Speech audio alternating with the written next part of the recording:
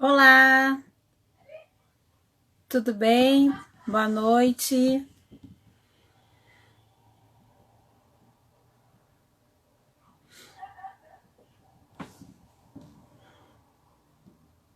Olá, gente.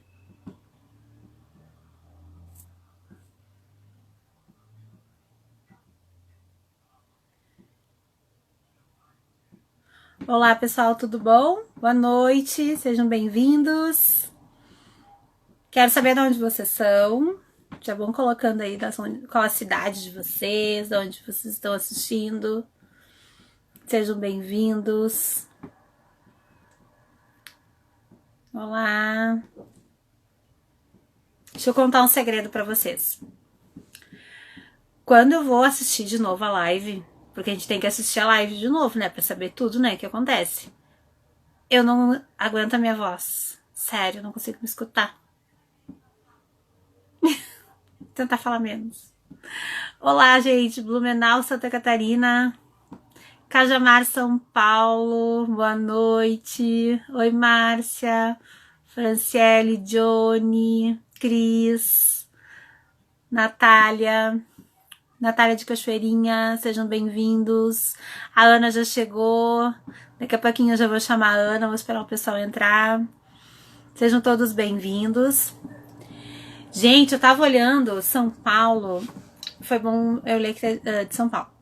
Eu tava olhando essa semana. A gente acompanha ali, né? Os números, né? Brusque, Santa Catarina. E é da onde que mais acessam o nosso canal.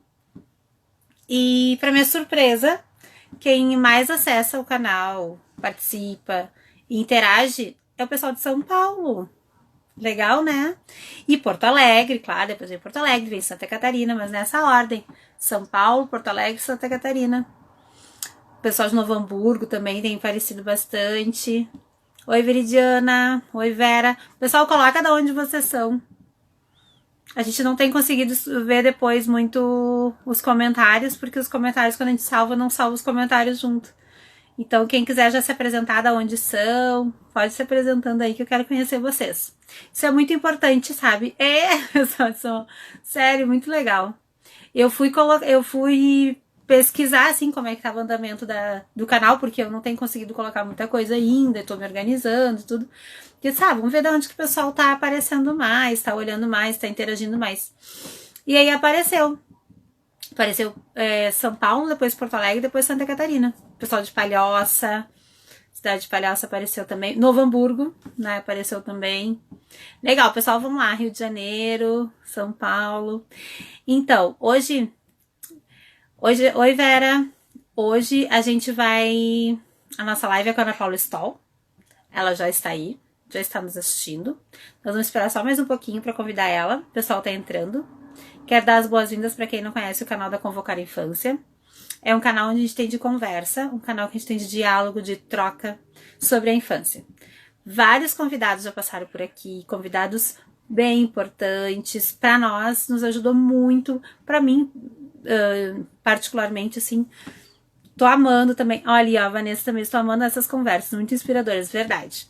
Essas conversas, elas vêm para nos inspirar. Né? Eu digo assim, a partir daqui não é uma formação, mas a partir daqui dá aquele gostinho de querer mais, sabe? Aquele assunto.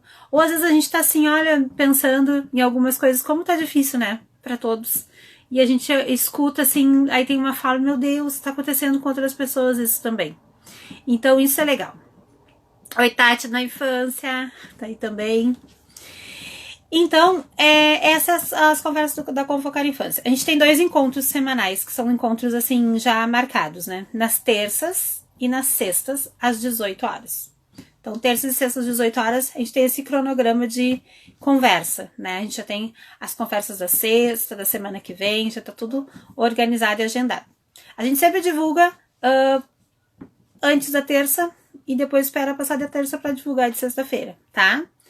E a gente tá contando com vocês, a ajuda de vocês, o compartilhamento para convidar outros amigos para participarem. Depois todas as lives ficam salvas. Eu comecei falando também na outra vez que as lives elas estão indo pro YouTube, tá? Já consegui ler todas, colocar 2. Ó, consegui 2.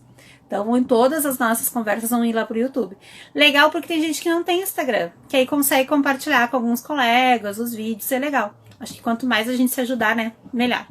Certo? Então vamos lá, vamos convidar a Ana Paula. O nosso tempo, né, já tá indo. Então vamos lá, Ana. Mas vão colocando daí de onde vocês são, que eu quero conhecer vocês. Quero saber todo mundo que tá aí presente. Tá muito legal, gente. Eu fico muito feliz em ter vocês aqui com a gente. Muita gente legal. Tô conhecendo pessoas que eu já estou convidando para as lives. Isso é bem legal também. Oi! Oi! Boa tarde! Tá linda! Já mudei a lata. Quem nos viu antes aqui, a gente fez uma entradinha ali, umas 5h20, só para testar o áudio, som, imagem. Eu tinha saído do banho, então nem maquiagem tava. Oh, meu Deus. A vida como ela é, né, Dana? Coisas de casa, né? Aqui embaixo da mesinha eu tô de pantufa, só para enganar, viu? Eu também. A gente tá em casa, isso aí. Isso aí. Ai, Ana, eu tô muito feliz que tu tá aqui. A Ana já tem uma fala muito inspiradora, já escutei a Ana falar, é muito legal. E assim, Ana, é uma conversa. Fica tranquila. Aqui o pessoal, as pessoas acho que escolhem também, né, estarem aqui, e é porque elas querem escutar essa nossa conversa. Porque elas se identificam, elas veem quanto é importante, assim, às vezes coisas que acontecem com elas, a gente, escuta, meu Deus, olha só, isso já aconteceu comigo. Isso é muito bom. O pessoal da Zelo já tá aí também, a Gabi, a Ana, a outra Ana. Então, Ana, bem-vinda a este canal de Obrigada. conversa. A gente tem 1 hora, um pouquinho menos, 55 minutos para a gente poder gravar. Mas é um horário que tu vai ver que vai passar tão rápido que a gente vai querer mais. Então, bem-vinda. Te apresenta que eu nem te apresentei ainda. Pode te apresentar, o pessoal te conhecer um pouquinho. Obrigada, Dana. É um prazer estar aqui com vocês. Eu já vi tantas pessoas conhecidas, família, amigos, parceiros nessa caminhada e também isso é muito importante, né? Porque a gente se sente mesmo numa roda de conversa. Então, Exato. eu sou Ana Paula Stoll. A minha formação de base é o magistério e a pedagogia séries iniciais. Eu comecei, então, minha caminhada profissional com as séries iniciais. E depois, quando eu comecei a trabalhar com educação infantil, eu fui buscar especialização em educação infantil e também em gestão escolar. No meu mestrado, eu busquei pesquisar a constituição das identidades das educadoras que trabalham na educação infantil e a sua relação com saberes docentes, né? Então, eu tive 6 educadoras como sujeitos da minha pesquisa, numa escola municipal aqui de Porto Alegre, e foi uma experiência muito interessante, porque enquanto eu pesquisava, né, as educadoras, a constituição das suas identidades, eu também ia me pesquisando, né? Eu ia revendo a minha própria história enquanto educadora, a partir das minhas experiências infantis, né? E por que dessa escolha, então, profissional? Então, foi uma experiência incrível de formação também. Eu também tive a oportunidade de participar da Semana de Estudos no Centro Internacional Loris Malaguzzi, na Itália, né, em 2014, e visitei algumas escolas infantis da cidade de Reggio Emília, né, alguns nidos e escolas da infância. Então, essa também foi uma experiência transformadora na minha vida, né, onde eu pude ouvir, pude ver, sentir, me conectar com a cultura, né, local, compreendendo assim de uma forma, compreendendo a forma respeitosa como eles assumem o compromisso social com os direitos das crianças, né, e com a educação das crianças tão pequenas, né. Sempre buscando entrelaçar, então, teoria e prática, né, onde as experiências das crianças, elas são a base da pesquisa, né, elas alimentam as pesquisas. Então, assim, foi uma experiência incrível na minha trajetória de vida e também profissional, né. Mas eu sou professora, né, eu me realizo no chão da escola, né, eu trabalho no Colégio João 23, eu trabalho com crianças de 2 a 4 anos, e é todos os dias, né, então nessa relação com as crianças, com as minhas parceiras, os meus parceiros, né, com as famílias, que eu me realizo e vou me constituindo, então, como educadora, né? E também nessas interlocuções, assim, com tantos colegas professores, né, nos cursos de formações, com tantas histórias que a gente ouve, e o tão importante que é esse compartilhamento, né? E eu vi que tem muitas pessoas de São Paulo que nos acompanham e tem a experiência da Casa Redonda em São Paulo, que é uma experiência muito inspiradora, que tanto me inspira também, né? Muito Então, legal. assim, Dana, se o pessoal for fazendo algum comentário, ou quiser fazer alguma pergunta, fiquem à vontade, vai me falando, tá? Sim, pode deixar. E então, assim, para a gente começar, eu separei um trechinho do livro Memórias Inventadas no Manuel de Barros, para a gente começar, então, a nossa conversa, para nos inspirar. Então, diz assim: acho que o quintal onde a gente brincou é maior do que a cidade. A gente só descobre isso depois de grande. A gente descobre que o tamanho das coisas há que ser medido pela intimidade que temos com as coisas. Há de ser como acontece com o amor. Assim, as pedrinhas do nosso quintal são sempre maiores do que as outras pedras do mundo, justo pelo motivo da intimidade. E ele diz assim: sou hoje um caçador de achadouros da infância. Vou meio dementado e inchado as costas, cavar no meu quintal vestígios dos meninos que fomos. Então, é a partir das suas próprias lembranças, né, que o Manuel de Barros se propõe a narrar poeticamente achadouros de infância, né? Ou seja, uma riqueza que emerge das brincadeiras, das descobertas e das teorias que as crianças realizam quando se relacionam entre si, com os adultos, com a cultura e com a natureza. Dana, o que Olha que tu tá só, mostrando aí, Dana? eu tenho um quadro que eu troco de frase toda semana. É do Manuel de Barros. Olha então a conexão. Legal. A conexão, né? Essa Que dessa semana eu maravilha. coloquei. Dessa semana eu botei. Tenho o privilégio de não saber quase tudo. E isso explica o resto, Manuel de Barros.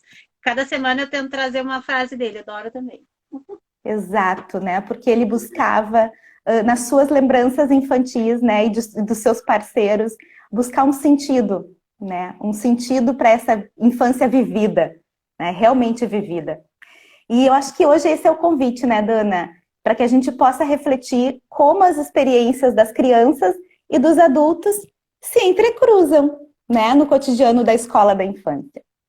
Então, o primeiro exercício, assim, que eu penso, e aqui eu lembro da minha parceira de trabalho, Dadá, quando ela sempre diz que a gente precisa se conectar com a criança que nos habita. Para a gente poder, né, ser educadora, a gente precisa conectar com essa criança, evocando as nossas lembranças da infância, né, das brincadeiras, dos companheiros, da escola, né, dos próprios educadores. Que essas lembranças, especialmente as boas lembranças, possam emergir coisas boas nas nossas práticas, né? E a gente precisa, essas experiências infantis, elas são sempre experiências de vida e de formação. Marie-Christine Josué que dizia isso, né?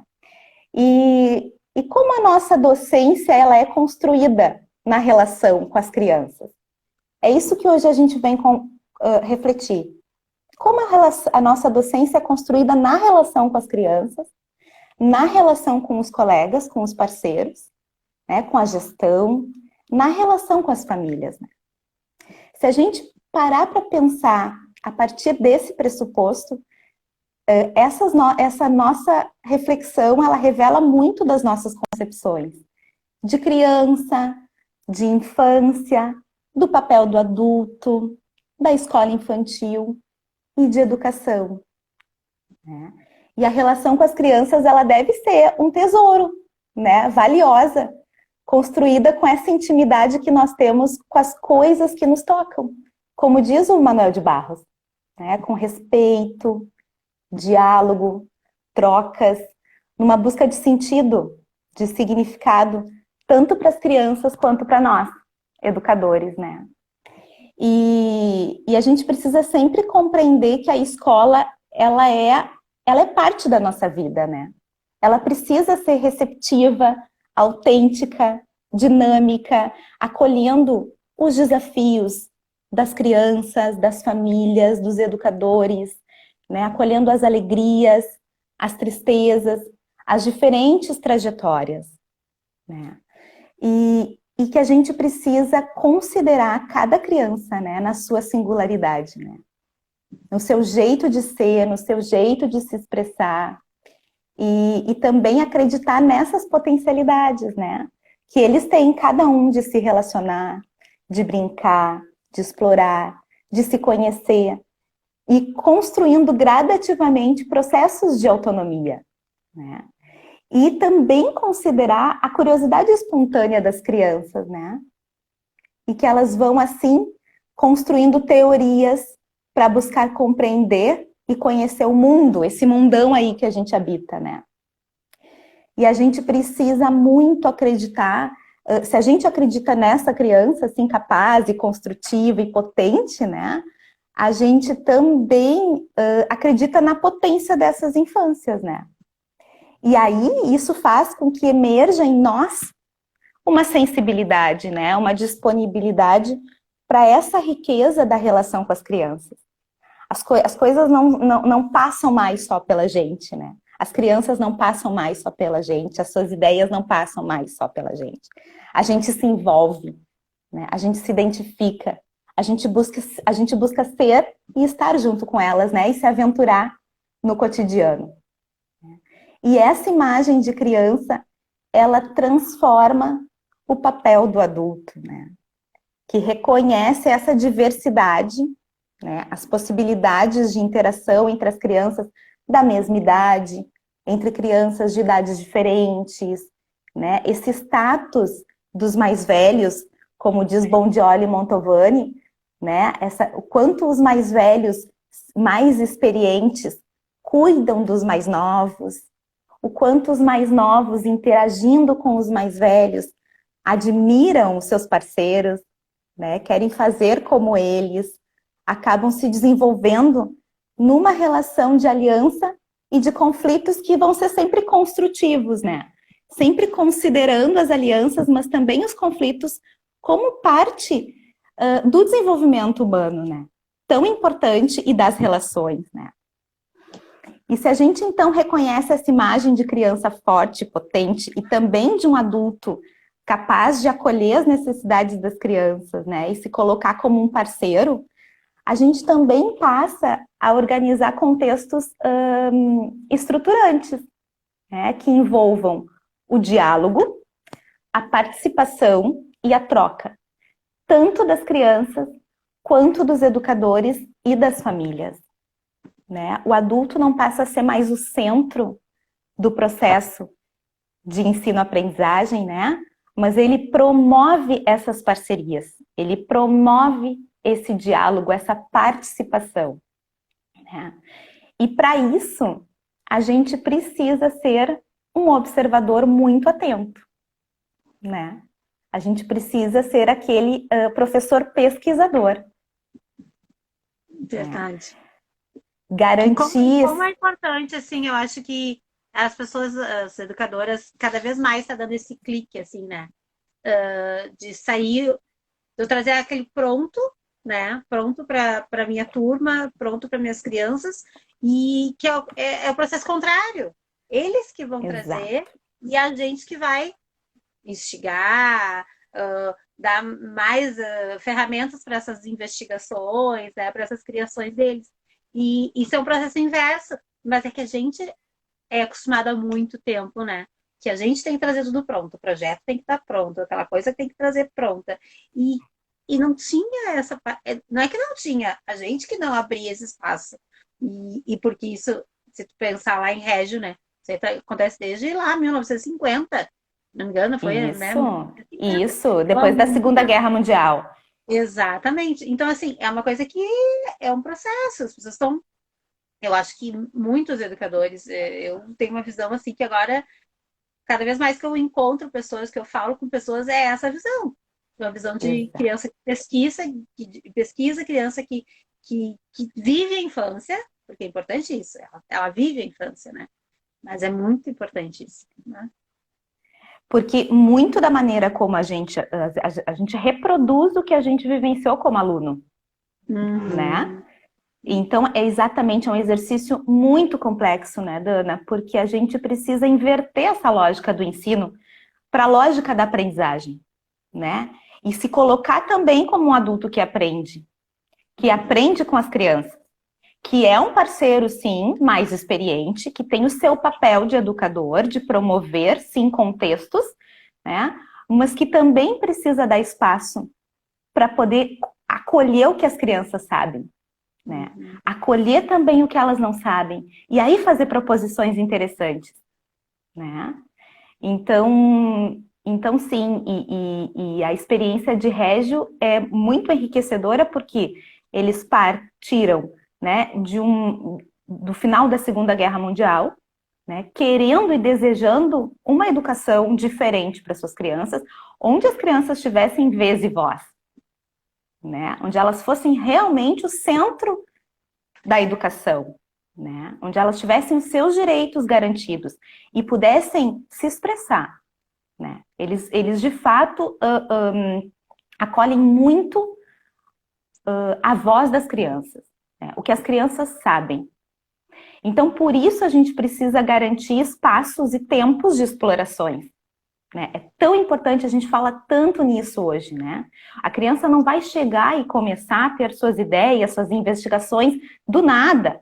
Ela também precisa de um contexto, de um espaço potente para que essas experiências comecem a emergir, né? Elas precisam de oportunidades significativas para desenvolver as suas capacidades autônomas, né? Então, por isso é importante que a gente conheça as crianças, que a gente conheça as necessidades das nossas crianças, né? Quais são as necessidades? A gente tem conhecimento disso, né? Necessidade de acolhimento, de segurança física, segurança emocional. Então, para a gente pensar num contexto, num espaço, a gente precisa pensar nessas questões, né? Necessidade de cuidado pessoal, mas também necessidade de cuidado coletivo, né? De interação com outros adultos, não só com a sua família, mas construir vínculos com outros adultos de referência, né? Interagir com crianças da mesma idade e idades diferentes.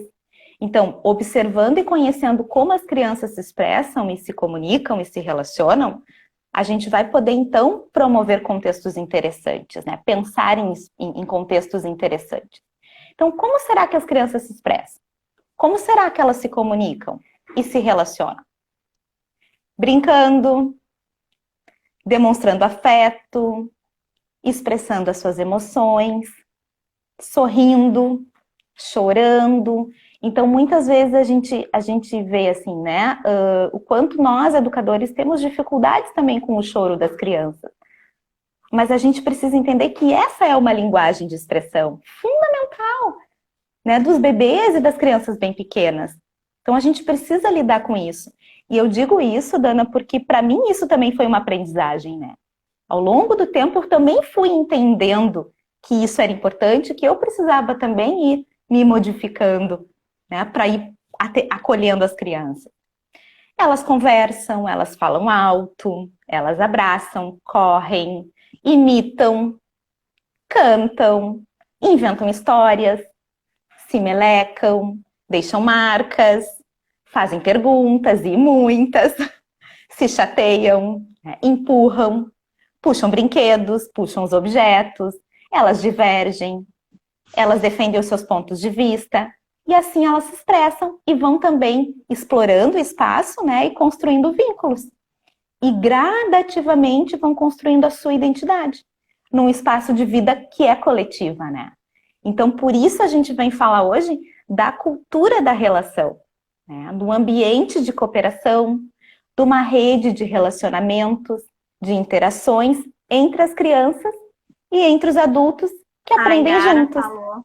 A Yara falou ali uma coisa que eu pensei, eu ia te falar, ia te interromper. São as 100 linguagens, né? As 100 linguagens lá de Exato. Malaguzi, né? É a expressão, né? Exatamente. Quantas coisas. E nós, educadores, não temos que mudar essas linguagens. Nós temos que ou Diz- abrir, né? Escutar, estar à escuta, e que é a escuta da criança, né? Que ela tem Isso, diversos estar tipos de. atento, né? Exatamente. É aquela coisa do bebê que muitas pessoas não trabalham com bebês porque não conseguem pensar o que podem fazer com os bebês, né? Eles não falam, mas eles choram, eles se expressam com o corpo.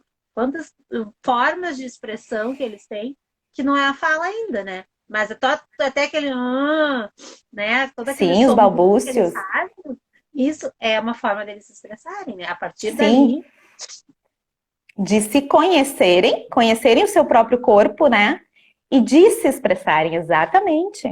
Né? E não sei se foi a Gabi ou a Ana, mas a Zelo comentou o espaço do acolhimento para esse choro. Né? Acolher, sim, o choro das crianças. Acolher.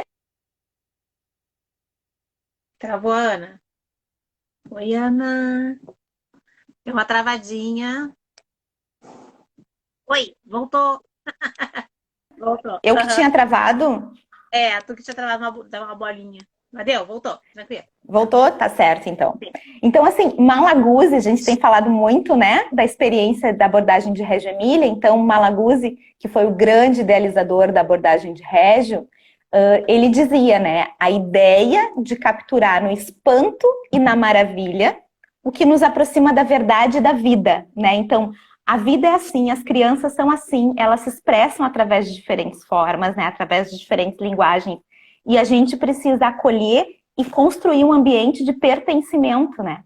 De pertencimento das crianças e de pertencimento dos educadores. Nós precisamos nos sentir extremamente imbricados, felizes, né?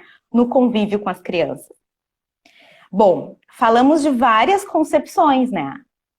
E como que todas essas concepções se articulam no cotidiano, nas nossas práticas? Então, a gente vai construindo uma relação de confiança primeiro, né, e de diálogo com os nossos colegas educadores, né, com os nossos parceiros. Isso é fundamental.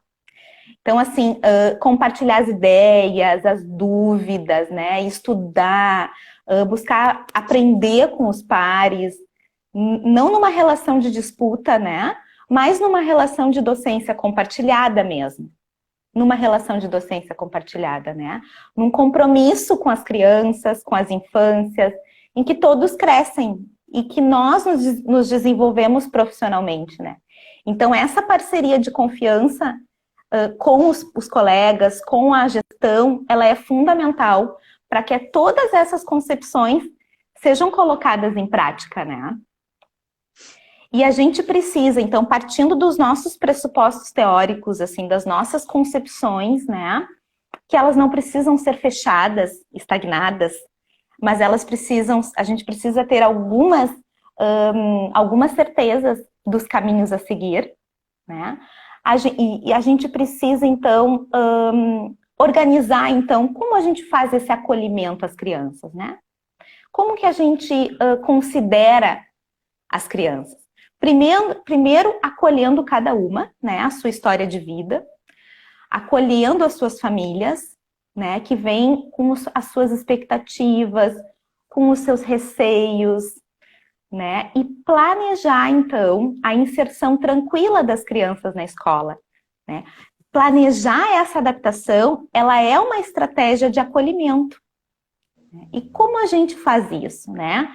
Pensando, então, em horários reduzidos, pensando no ambiente em que a gente vai organizar para receber as crianças, no ambiente em que nós vamos disponibilizar também para que algumas famílias estejam presentes no período de adaptação, para que essa presença ativa da figura de referência seja um elo entre a escola e a família, né? Então, fazer essa aliança com os adultos de referência, o pai, a mãe, uma avó, né? Uma pessoa que cuida, ela é fundamental também. Esse acolhimento a essas pessoas, ela é importante, né? Porque só assim a gente vai também estabelecendo um diálogo e uma ajuda recíproca em relação à criança. A gente vai conhecendo a criança a partir do que a família vai narrando, pra gente, né?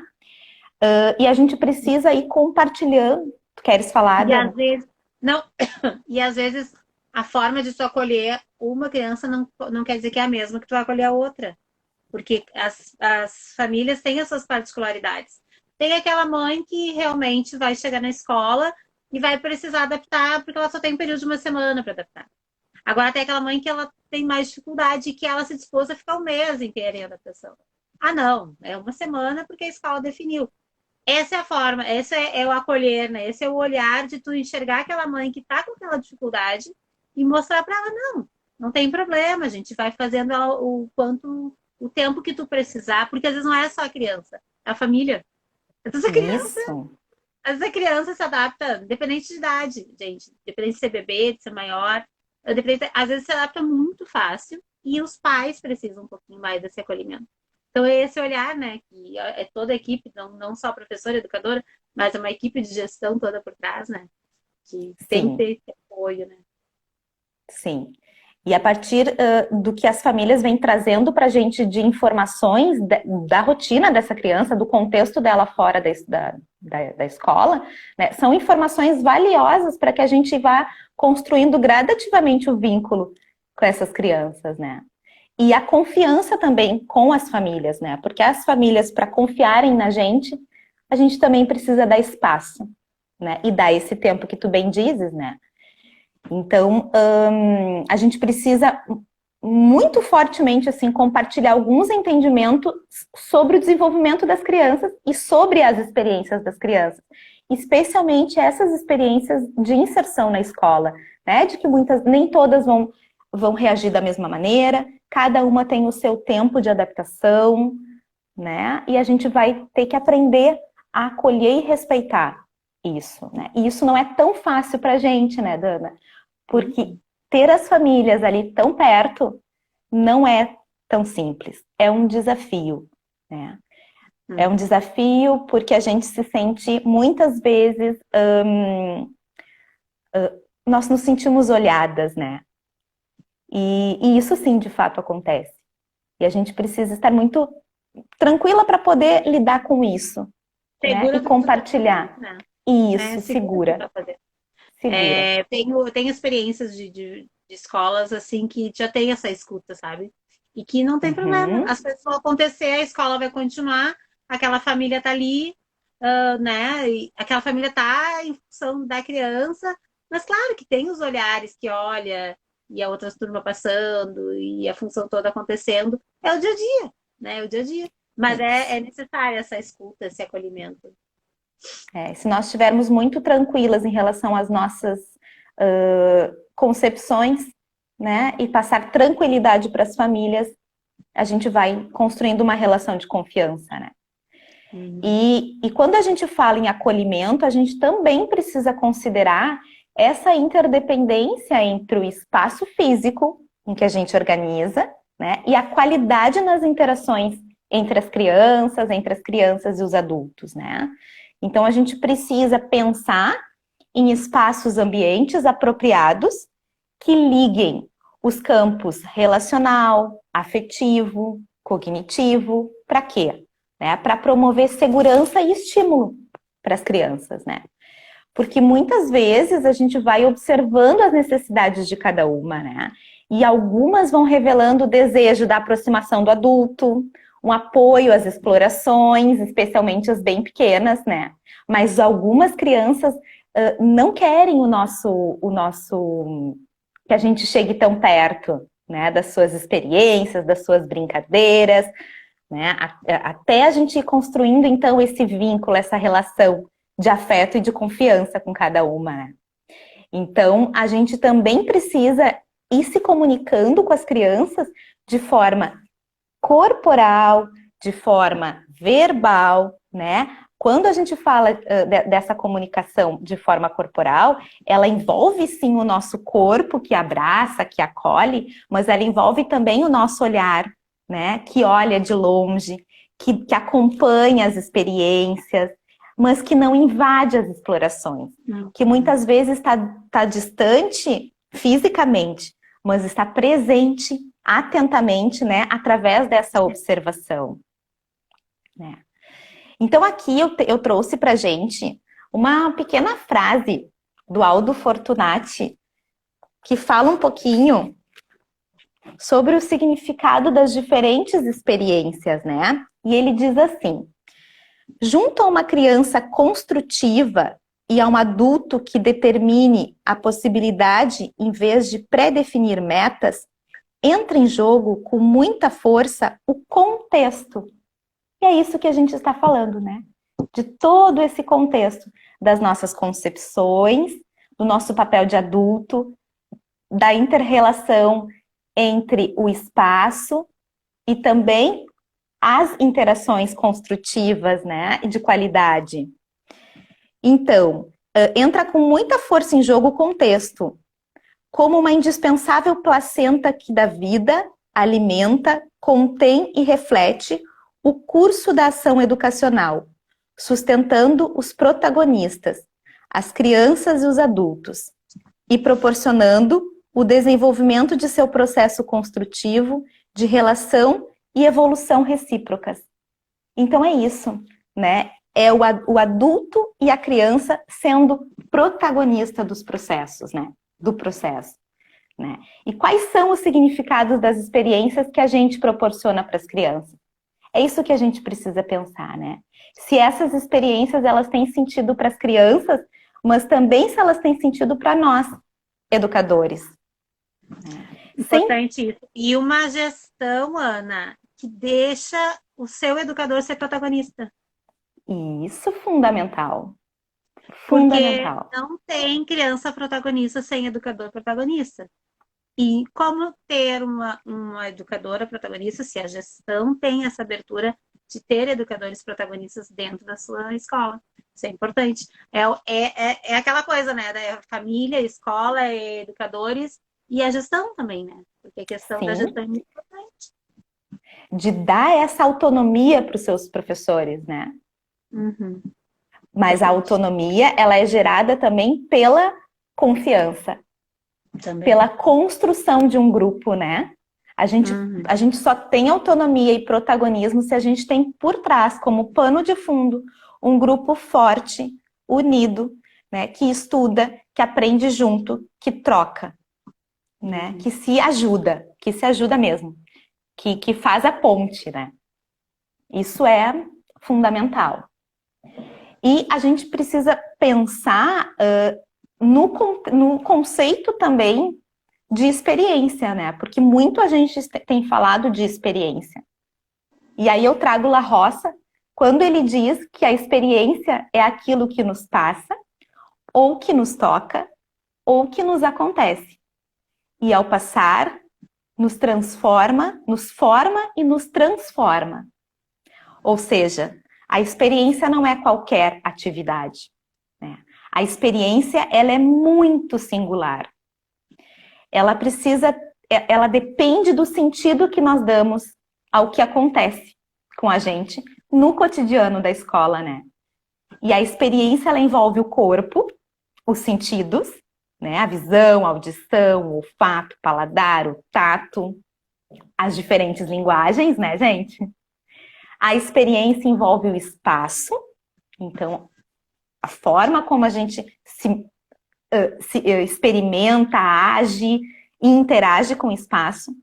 A experiência envolve o tempo, então para ser experiência ela não pode ser num tempo corrido, né, de 15 minutos, 20 minutos, ela precisa de um tempo sim, para que essa experiência realmente me envolva, né, e faça com que eu estabeleça relações, e faça com que eu aprenda. A experiência envolve a interação, né, e a produção de sentido. E aí uma provocação. Quais são as experiências cotidianas que fazem parte da nossa rotina? Mas experiência como experiência. Experiência a partir do conceito de La Roça, não atividade, né?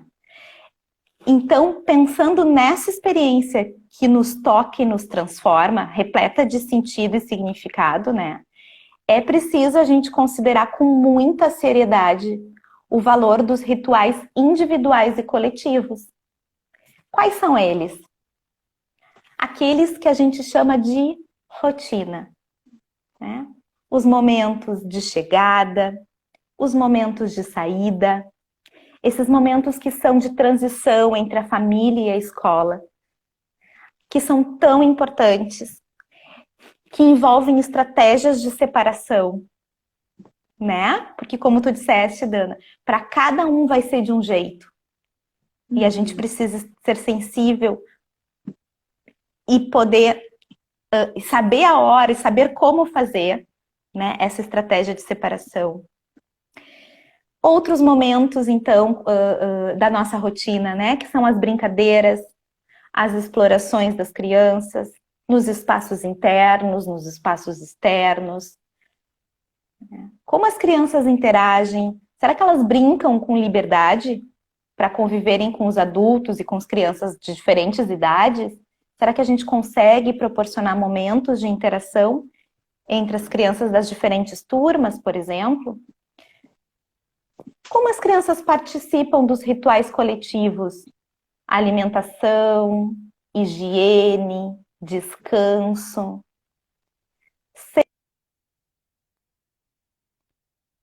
Oi, Ana. Travou de novo.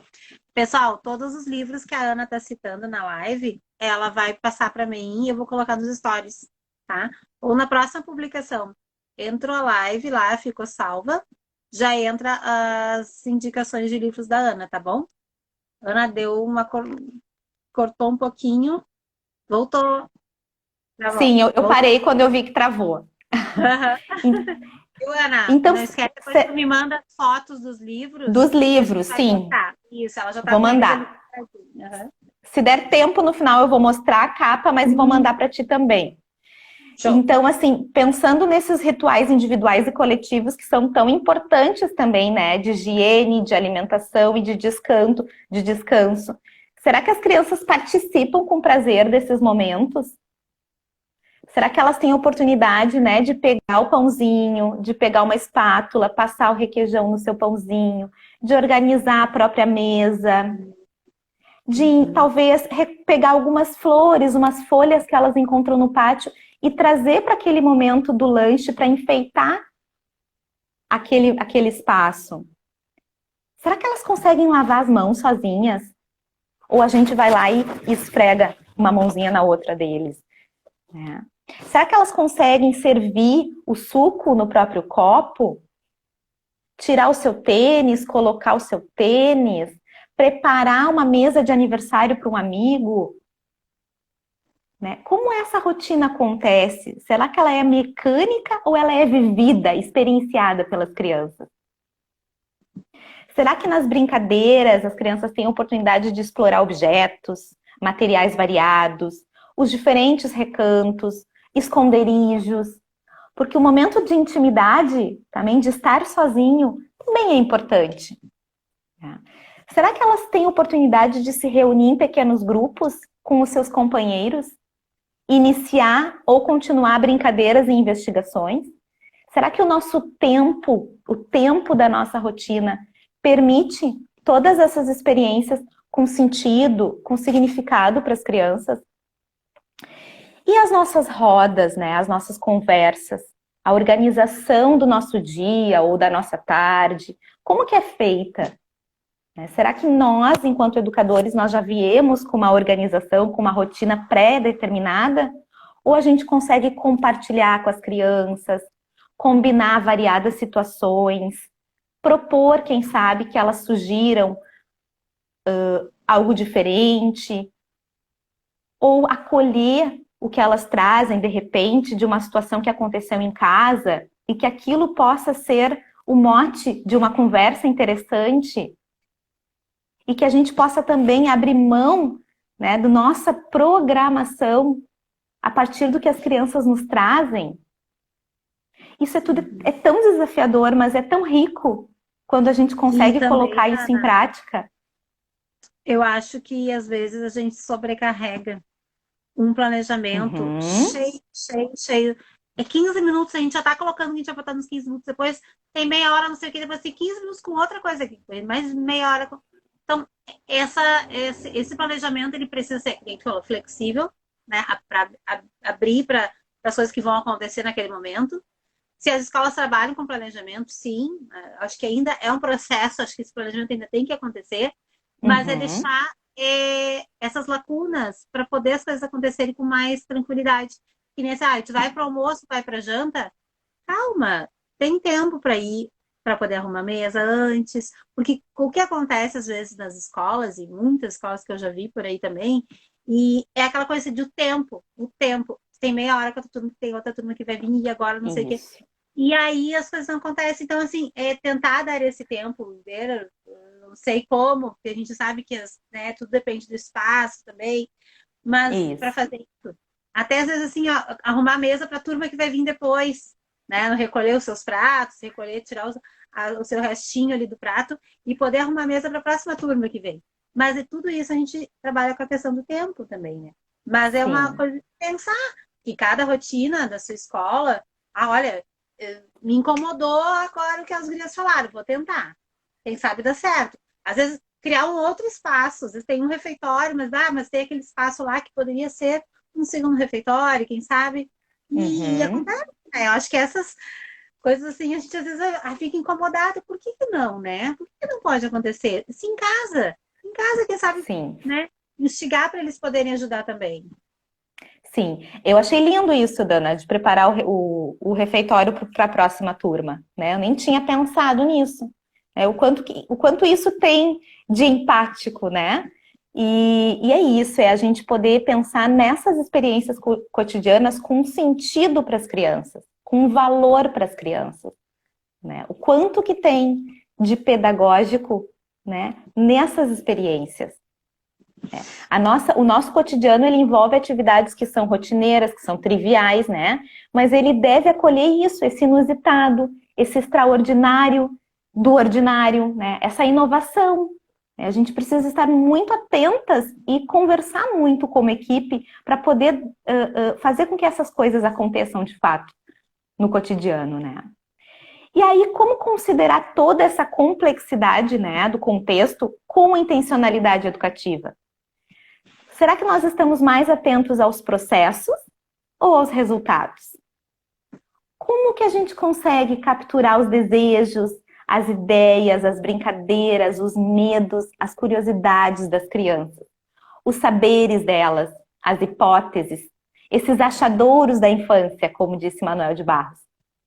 Como nos encantarmos com essas belezas, com os desafios, com os erros, com as conquistas? Como que a gente pode criar intimidade com tudo isso que faz parte do nosso cotidiano também, né? Então a gente tem que sempre ir observando os bebês e as crianças bem pequenas com essa curiosidade, com essa sensibilidade, né? Fazendo proposições interessantes, conversando, dando espaço para a interação, para a expressão das linguagens, né? Para as estratégias, para as tentativas, para os erros das crianças. E aí eu gostaria de compartilhar com vocês alguns episódios, assim, alguns registros de conversas com as crianças, algumas falas delas que são repletas de sentido. Pode ser? A gente tem tempo ainda? Temos 10 minutos. Então tá. Então vou começar por essa aqui que diz Falei que assim. voa, o tempo É é muito rápido. rapidinho. Eu vou começar por essa aqui que diz assim. De vez em quando eu choro. O Luiz me disse que quando ele entrou na escola, ele também chorava quando o pai dele ia embora, mas que depois o pai sempre vinha buscar. Eu choro, mas também já consigo parar de chorar, porque no final o meu pai ou a minha mãe sempre vem me buscar. Então, qual é a riqueza dessa fala? Ela nos revela esse momento delicado da adaptação, né? Dessa experiência subjetiva da criança, do apoio de um colega mais velho, que fala da sua experiência do ano anterior, né? E que ele, ouvindo o seu colega, assume o seu medo, o seu choro, a sua vontade de chorar, mas também diz que o que o colega disse para ele o encoraja, que ele também sabe que o papai e a mamãe vão vir para buscá-lo, né? Então, esse crescimento, né, com a experiência do outro, essa representação positiva de si, que vai se transformando constantemente, né? Eu tenho uma outra fala aqui, na verdade, uma conversa sobre sonhos, que vocês vão se encantar. Acompanhem comigo. Eles disseram assim numa conversa sobre sonhos. Os sonhos acontecem na cabeça, no cérebro. Os sonhos são imaginação, o nosso pensamento. O sonho, para mim, é só uma brincadeira que a gente não muda. Às vezes, a gente sonha que está fazendo alguma coisa especial. A gente imagina histórias. Os sonhos são diferentes. São coisas boas ou coisas ruins, que são os pesadelos. Eu já sonhei que um lobisomem estava me pegando, e daí corri para o quarto da mãe e do papai. Sabe como eu fiz uma noite para enfrentar meu pesadelo? Eu caí da cama. Às vezes, quando eu estou deitada e sonho, eu me seguro, porque eu acho que estou caindo. O nosso sonho nos engana. Se a gente assistir muita televisão, o olho vai dizer para o cérebro que é dia, hora de acordar. Se a gente dormir bastante, daí ficaremos com muita força e o corpo vai crescer. Gente, ao conversar e ouvir as crianças, a gente se permite entender a lógica delas, né? Uma lógica que é construtiva. É porque elas buscam o sentido das suas experiências. Não é encantador isso? Sim, não precisa ninguém lá falar para ela fazer um estudo do sonho, um estudo disso para levar para eles pronto. Não, ela veio com a sua resposta. Sim, eles falaram sobre isso. O que foi preciso, sim, dos educadores foi dar tempo, foi dar espaço para que esse diálogo acontecesse, né? Então, aqui, esse é o currículo. O currículo está nas crianças, né? O currículo emerge das próprias crianças. Olha quantas coisas nos trazem aqui nessas falas. São os teus de 4 a 5, Ana? De 4 a 6. De 4 a 6 anos. De 4 a 6. Será que dá tempo de mais um relato? Então tá, vocês vão amar. Essa é uma conversa sobre chuva e poças. Eles disseram assim: um dia conversamos sobre a chuva que aconteceu de noite. Lá nas nossas casas, dava para ouvir os pingos da chuva que caíam com muita força. Até dava para ouvir os trovões. Quando a chuva é forte, faz goteiras, os bueiros entopem e também a água sobe. Naquele dia não estava chovendo de tarde aqui na escola, então a gente combinou de passear para procurar poças de água. Primeiro fomos no pátio e encontramos poças embaixo dos balanços e também dentro deles, na parte de dentro dos pneus. Algumas pazinhas e baldes tinham água. Quando a chuva cai forte, ela faz buracos e marcas na areia. Embaixo da casinha tinham marcas da chuva. O Luiz e o João foram dar uma investigada e encontraram uma poça dentro do esgoto. Um ralo? Lá perto da sala de música encontramos um coletor grande de água. A água da chuva cai na telha, no cano e vai para dentro do coletor. Essa água as tias e os tios usam para limpar a escola e cuidar das plantas. Seguimos um ralo que estava entupido de pedrinhas. Fomos investigar e vimos uma poça gigante. Também vimos um galho quebrado por causa do temporal. Depois brincamos de uma amarelinha e deu uma vontade de beber água. Mas a água que a gente bebeu não foi da poça, nem da chuva e nem do coletor. Ela é do Rio Guaíba, mas só que limpa. Ela é tratada na estação de limpeza da água. Gente, isso reflete a riqueza da vida, do cotidiano, né? Dessa intimidade que as crianças têm com as experiências, né? E quanta experiência tem essa criança, né? Porque ela já sabia do Rio Guaíba, que é o rio aqui de Porto Alegre, né? E como que ela é tratada, olha só, veio da experiência dela, falando para outra criança que não, de repente ainda não passou por essa experiência, né? E eles buscam compreender como que as poças se formam, que é através da chuva, mas como elas se formam no chão, né? Então a riqueza do que as crianças nos relataram aqui, né? Quantos campos de experiências estão aqui entrelaçados, né? Quantos saberes, quantos conhecimentos socioculturais estão aqui nessa narrativa, né? Então é isso. A gente precisa de uma pedagogia que seja sensível e escute as crianças, né? A gente precisa não procurar os conteúdos fora das crianças, porque os conteúdos estão dentro das crianças, estão no dia a dia, no cotidiano, né? O currículo, na verdade, ele não é pré-determinado, ele não é prescritivo, ele emerge desses contextos de interação, das vivências, dos desafios, das pesquisas, das investigações das crianças. E o foco aí vai ser sempre a aprendizagem, né? As crianças não estão a serviço dos objetivos, eles vão ser sempre o pano de fundo, né? Se nós considerarmos que os conhecimentos, eles são plurais e que eles estão aqui o tempo inteiro. Basta a gente, enquanto educador, saber enxergar e oportunizar vivências interessantes e ricas, né? Ai, Ana, tá todo mundo encantado com a tua fala. Já botaram o hashtag Live 2 com a Ana. Então a gente pode marcar, porque várias coisas eu não consegui conversar aqui. Vamos pensar aí que vai ter mais, hein? Deixa eu te agradecer Que bom. antes de encerrar, antes de dar para te fazer as tuas finalizações. Quero te agradecer muito ter aceitado. A Ana veio uma conversa já um pouquinho longa, né? Ana, organizamos todo para ter essa live hoje com vocês. Assim, ó, eu sei de tudo que tu tem passado também, todas as dificuldades também, toda a questão também de trabalho, que tu também agora está recém voltando de férias, né?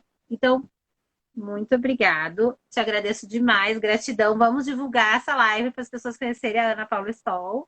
E eu quero que tu agora te despeça. E aí, se não der tempo dos livros, pode mandar as fotos que eu vou publicar lá depois. Deixar tu falar.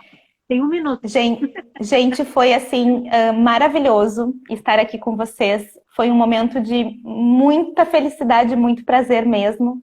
Eu acho que esses momentos genuínos de troca e de reflexão, eles são fundamentais para a gente poder promover realmente contextos de qualidade para as nossas crianças, né? Eu gostaria de agradecer, então, Dana, imensamente pelo teu convite, a parceria, o teu acolhimento também. Agradecer a todas as pessoas queridas que estão aqui junto conosco e convidar a todos vocês para o Seminário de Socialização de Práticas Inspiradoras na Educação Infantil, o protagonismo do Educador em Foco, promovido pela Zelo Consultoria em Desenvolvimento Infantil, da qual eu sou parceira, que vai ocorrer entre os dias 22 e 29 de agosto, será totalmente online, terá a conferência de Gandhi Piorsky e também da Silvia Nabiger, painel de debates, relato de práticas de educadoras de várias regiões do Brasil. Fica aí o convite. A Dana vai ser uma educadora querida que vai estar conosco compartilhando a sua prática. Então fica o convite para que mais pessoas se unam nesse grande seminário que está por aí. Verdade. Um beijo. Beijo. Até mais. Até mais, gente. Beijo. Mando.